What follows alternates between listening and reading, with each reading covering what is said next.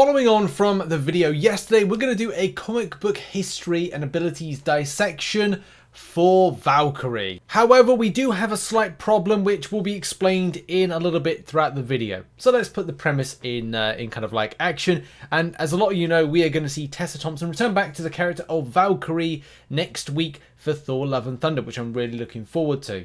And the character version that we're going to see from a look, uniform, outfit perspective looks amazing. A lot better than what we saw in Ragnarok, especially going away from the Valkyrie team style look, which was mentioned in that film. Valkyrie seems to have a bit more of a part in this, and especially being part of two Thors, maybe 3-4 Thors that are going up against Gore the God Butcher. It looks pretty exciting. And I do like the use of the daggers, which I think they were used a little bit, and also the sword, the kind of ceremonial Valkyrie sword, which this one's referred to as Dragon Fang. And I did allude to an issue as something that's going to be a little bit difficult to explain, and to kind of like make the point of going, this is Valkyrie, but also this is Runa, and Runa is well, one of many Valkyrie. This makes my job of making this video somewhat easy from a comic book history standpoint, because this is Brunhilde. She is the first Valkyrie, or the first known Valkyrie.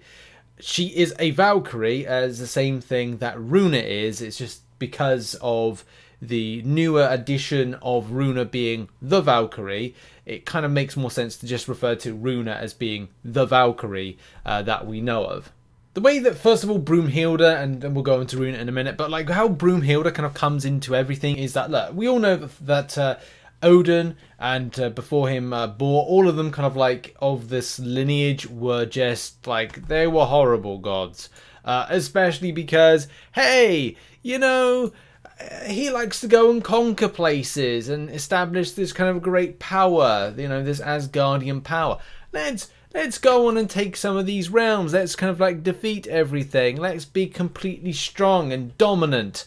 And then obviously we know about the presto changer of Odin just going, yeah, I shouldn't be conquering people quite so much because that's kind of cruel. I want to be a good god, a good king, all that kind of stuff. And where Brunhilde comes into all of this is that her lover was killed by, you know, the battle that raged, that Odin was taking on the places, because he wanted to, as we say, he wanted to take his forces and he wanted to cull mortals to erase the taint of his brother the serpent, because, as we said, good God, he likes to do things. And as Odin burst in and offered Brunhilde the opportunity to flee, she refused, standing over Sigmund's body, who was, you know, her lover. Such bravery inspired Odin to let her live, making her a Valkyrie and tasking her with bringing the souls of deserving warriors who perished to Valhalla. She was also promised she would be reunited with her love. There seems to be like a whole lot more with character development for Brunhilde's, well, Valkyrie, as there's War of the Realms references. There's even like Doctor Strange and Clea. Clea's the apprentice. Clea was in Doctor Strange 2 right at the very end in a post-credits scene.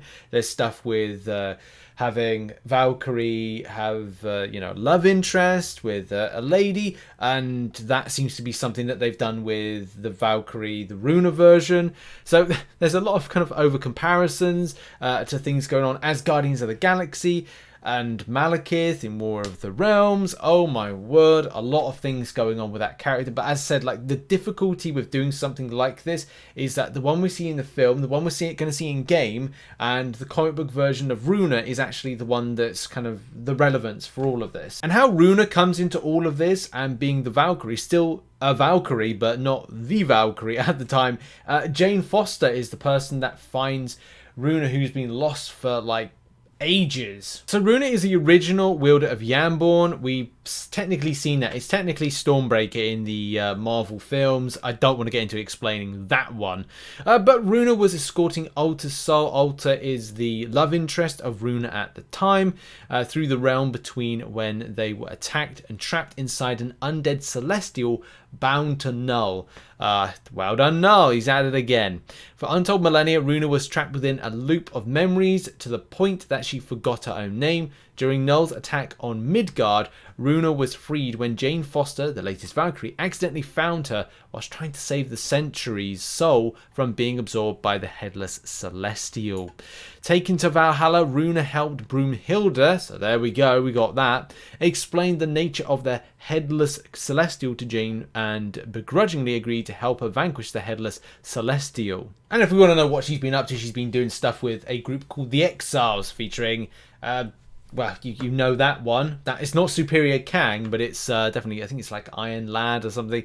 There's Blink. You remember the one that died in Days of Future Past, and yes, Wolvie from the Mojoverse. So fun times for Runa as a Valkyrie. But it definitely was really interesting learning much more about Valkyrie Runa, as kind of, I didn't really know. I mean, I saw the character and I thought, okay, is this just like a different version they decided to kind of in the film to kind of portray it this kind of way? And I don't think we've had in Thor Ragnarok the name Runa being mentioned, especially kind of going, well, Runa is the last Valkyrie, Tessa Thompson's version is the last Valkyrie, she was the first wielder of Yamborn, which is meant to be what Stormbreaker is. Please do not get me started on why that triggers me so much to have something in a film called Stormbreaker when it's not a golden hammer and it's not being wielded by the right person. It's so weird with the name and what it is. It's Yamborn. It's bloody Yamborn. There we go. Did you know one of the first ever Valkyries? Because Broomhilda is technically the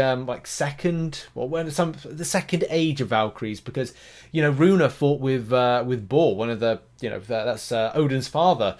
So that's crazy stuff. But it's interesting to learn about that. Did you know that? Did you feel well informed? Abilities wise, it's difficult to say because there's not technically any abilities. Strong, super reflexes.